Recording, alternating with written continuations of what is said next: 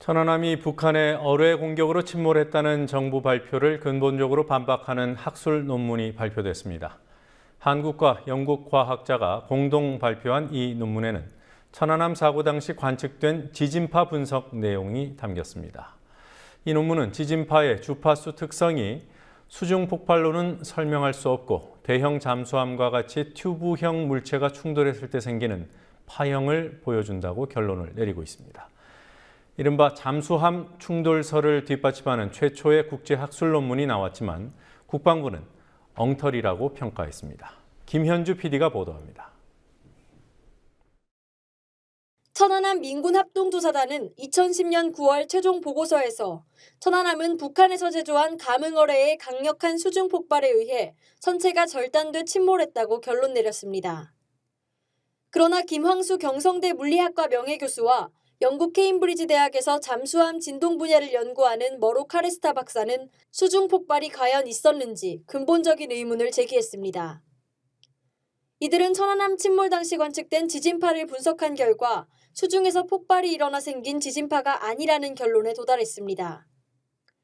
두 사람은 음향학과 진동학의 첨단 연구라는 공개형 학술 저널에 지난달 20일 발표한 공저 논문 무엇이 정말로 천안함 침몰을 일으켰나에서 이같이 분석했습니다. 김 교수와 카레스타 연구원이 주목한 부분은 당시 지진파가 8.5Hz 주파수대에서 강한 피크 진폭이 나타나고 이어서 2배, 3배, 4배 등 정수배 주파수대에서도 강한 피크 진폭이 나타났다는 점이었습니다. 이처럼 기본 주파수의 정수배인 주파수대에서도 강한 피크가 나타나는 주파수를 조화 주파수라고 합니다. 즉 8.5Hz대에서 강한 피크가 나타나고 2배의 주파수대인 17Hz, 3배인 25.5Hz대에서도 강한 피크가 나타난 것으로 이런 주파수는 일반 수중 폭발에 의한 지진파에서는 볼 수 없는 현상이라고 저자들은 설명합니다. 수중 폭발이 아니라면 무엇일까? 김 교수와 카레스타 연구원은 잠수함 선체가 물속에서 진동할 때 발생하는 지진파가 천안함 침몰 당시 관측된 지진파와 일치할 것이라고 가정했습니다. 두 사람은 잠수함을 보온병 같은 튜브형 금속 조형물로 단순화해 이것의 고유 진동수 스펙트럼과 천안함 침몰 당시 관측된 지진파의 진동수 스펙트럼을 비교했고 결국 두 값이 상당히 일치한다는 사실을 발견했습니다. 구체적으로는 길이 113m에 지름 5.6m 이상인 큰 잠수함이 천안함과 충돌해 발생한 자연 진동수가 지진파에 기록됐을 것이라고 추정했습니다. 지진파를 분석한 연구에서 수중 폭발이 없었다는 결론이 나온 것은 이번이 처음이어서 과학자들 간의 논쟁이 벌어질 것으로 보입니다.